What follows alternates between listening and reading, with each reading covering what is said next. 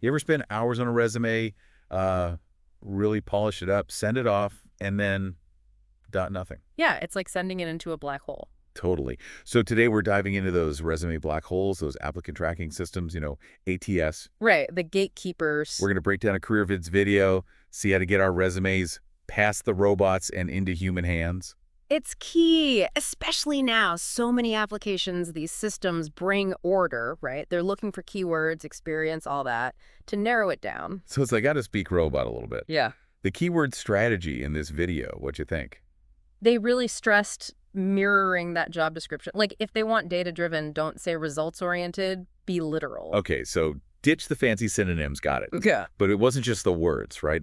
That formatting section surprised me. Yeah, it's about making it easy. For the ATS, sure, but also that recruiter who's skimming a ton of these. Simple fonts, reverse chronological, clarity over creativity. It's funny, it reminds me of like early websites, how we had to code for search engines, remember? One column, basic, so it wouldn't break. Exactly. Presentation matters. They had a good example. Customer service role, how to quantify things. Instead of improved satisfaction, it was more like increased satisfaction by 15%, measured by, specific. So numbers, always a good idea. For robots and for humans who want proof, right? Yeah. They even said include online certifications, like Udemy, shows you're proactive. Definitely, that continuous learning, huge plus. Yeah. Shows you're adaptable, curious. Employers love that. Okay, so we've got the keywords, the look of the thing, but the video also went into like the structure of the resume itself. Not just listing things, but a narrative almost. Right. They had this 6-section structure, starting with your basic info, name, contact, all that. Then, bam, the professional summary, your elevator pitch right at the top. Gotta hook them. Right. So what comes after that initial grab? Then it's your education, followed by the big one, professional experience. This is where you really showcase those accomplishments, strong verbs, quantifiable results whenever you can. And again, tailoring it to the job, highlighting what they're looking for, not just your whole life story. Exactly. Then comes the skills section, another chance to mirror that job posting, show your skills match their needs. So we've got contact info, that summary, education, work experience, skills. What's the last piece? Last but not least, certifications and additional training. This is where you highlight those online courses, workshops, all that, showing your commitment to growth. Like saying, hey, I'm not stagnant, always learning. Exactly. And that goes a long way. So the 6 essential sections, got it. Yeah. But then they actually showed an example, a customer service resume, bringing it all together, which was helpful. It really brought it to life, and it highlighted a key point. You got to tailor each resume to the specific job. No one size fits all. Right. It's not just having a good template. It's showcasing the right experience for each opportunity. And that's where the strategy is. It's like you can have a great recipe, right? But if you don't know which ingredients to use for which dish. Okay, I like that analogy. So we're matching keywords, but how do we take it further? Show we get the company, their mission, all that, just from the resume. Become a company culture detective. Go beyond the job posting. Look at their website, social media, even those employee reviews like Glassdoor. See how they talk, what they highlight. So it's like piecing together their vibe. What are some things you look for trying to get that company culture sense? I always check their tone, their priorities. Are they all about like super fast innovation? Or is it more teamwork, collaboration? Do they mention community stuff, sustainability, things like that? And once you've got a feel for that, you can kind of mirror it back to them on the resume. Exactly. If they're big on community work and you've volunteered, make that stand out. If they're all data-driven, emphasize your analytical skills, the measurable results you've gotten. So it's not just I fit this job, it's I fit this company. Yeah, like think about it. Would you rather work with someone who checks the boxes or someone who gets how you do things? That click, right? That shared understanding. Yeah. And you're saying we can get that across even in a resume. Absolutely. And that can make you stand out, especially when there's a lot of competition. Now, we've talked keywords, formatting, even company culture, but there's another big piece here. Let me guess now, it's got to stand out to a human, right? Exactly. Once it's past the ATS, it's got to grab that recruiter. You got it. The robots filter, but ultimately, humans decide. So how do we appeal to that human side? What makes a resume memorable? It's about letting your personality, your unique experiences shine through.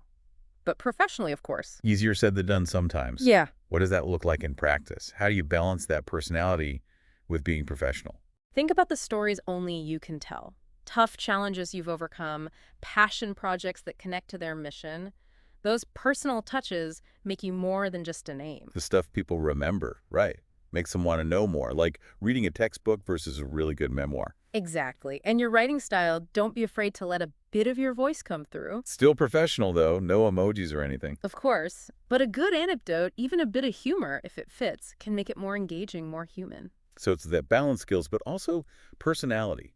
Showing you're not just qualified, but someone they'd actually want to work with. Because in the end, people hire people, not pieces of paper. Right, makes sense. Now, we've talked about tailoring to the job, to the company.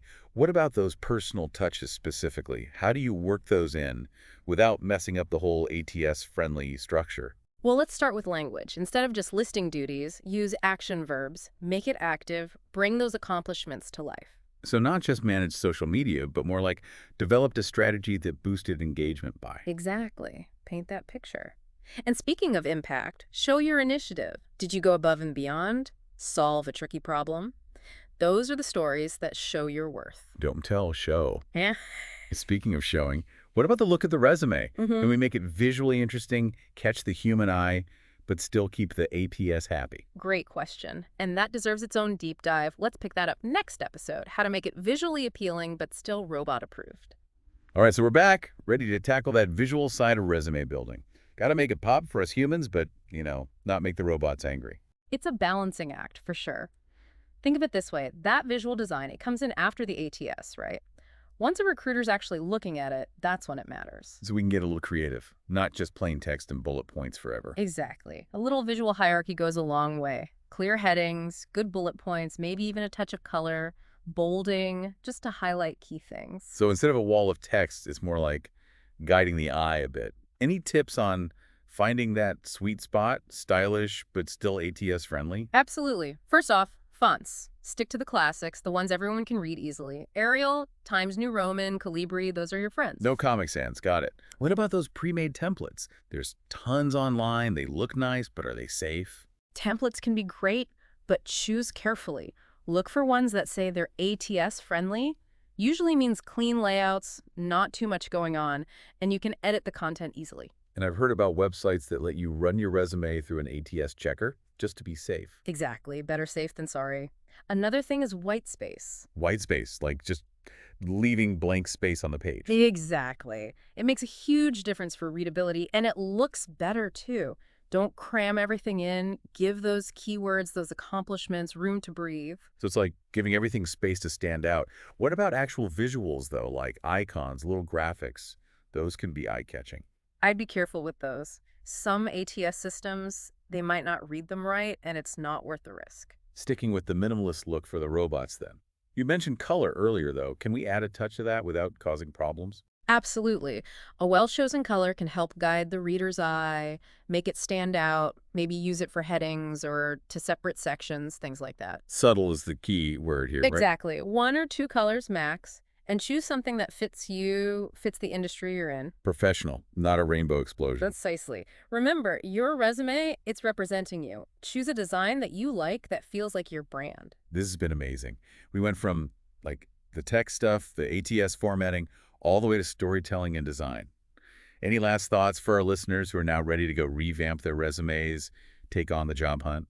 I'd say see this whole process as a chance to really show who you are, what you bring to the table, make your resume more than just a list of stuff, Tell your story, make it compelling, but also easy for those hiring managers to understand. It's your professional masterpiece. Thanks for joining us on this deep dive into the crazy world of resumes. And to everyone listening, let us know what you thought. What clicked for you? Use the hashtag #TheDeepDive. Until next time, happy job hunting.